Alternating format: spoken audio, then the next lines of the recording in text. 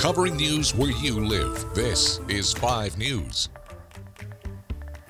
Well, thank you for joining us here for the latest news and weather where you live. I'm Joe Ellison. First, for those of you in Fayetteville, a section of Zion Road is closed for construction. All lanes of a 200-foot stretch immediately west of North Crossover Road will be closed to traffic. So crews there can begin digging a pit to connect the new sewer line to the city's existing system.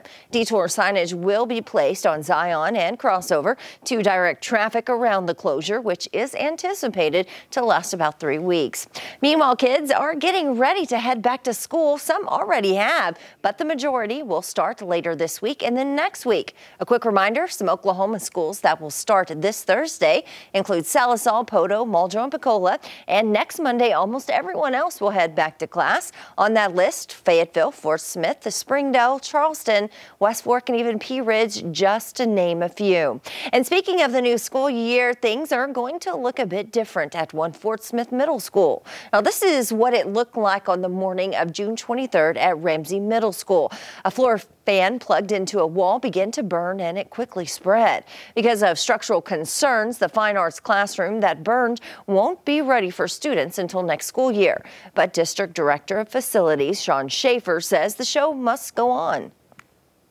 There was another room, I believe it was like a family consumer science that they don't teach anymore, which was a larger room. So that will be, I think that's going to be the choir room.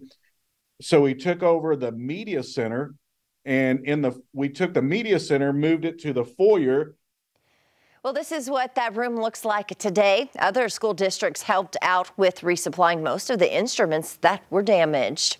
All right, before we get to other news, let's get a check of today's weather with meteorologist Zach Scott. And Zach, off to a rainy start so far. Yeah, especially the Boston Mountains into the River Valley, tracking those scattered showers and thunderstorms. A band of rain has been working in from northwest Oklahoma, cutting back through central and eastern Oklahoma and into west central Arkansas. Bentonville, Bella Vista, Pea Ridge, Garfield, Missouri state line, overall staying dry. We had some sprinkles as far north as like Centerton. Then as you got back into 412, that's when you started to have a better chance for the rain. 49 through the Boston Mountains, pretty steady. All of I-40 in the Arkansas River Valley seeing rain this morning. And then the shower and thunderstorm activity slowly shifting further south into the Ouachitas.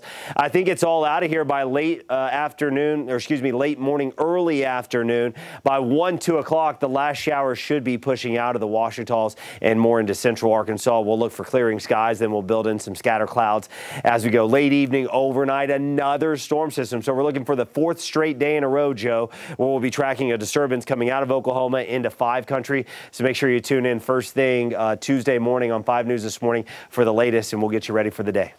Thanks so much, Zach. Well, if you are a family member as a veteran, listen up. Millions of veterans are eligible for new health care benefits, and the deadline to apply is quickly approaching. 5 News reporter Lauren Spencer tells you where and when you can get screened for eligibility.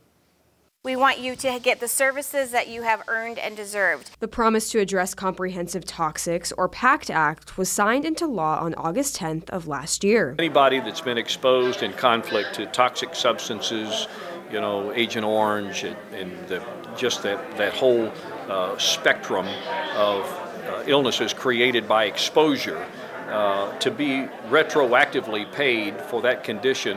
The deadline to apply is this coming Wednesday. And on Tuesday, the Veterans Healthcare System of the Ozarks is holding a summer vet fest to teach people about the facility and encourage them to apply for the PACT Act. We are having our professionals, our subject matter experts from doctors and programs out here. We're having community members here.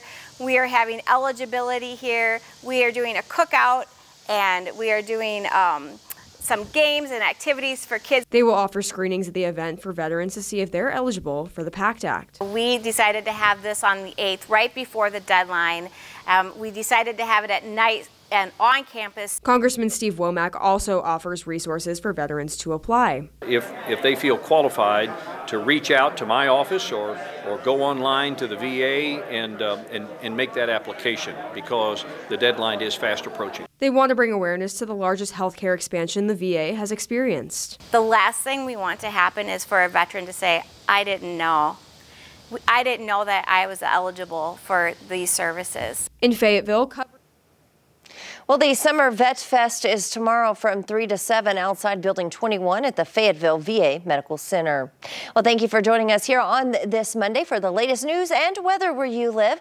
I'm Jo Ellison. Make sure to catch up with us again tomorrow right here for more. Have a great day.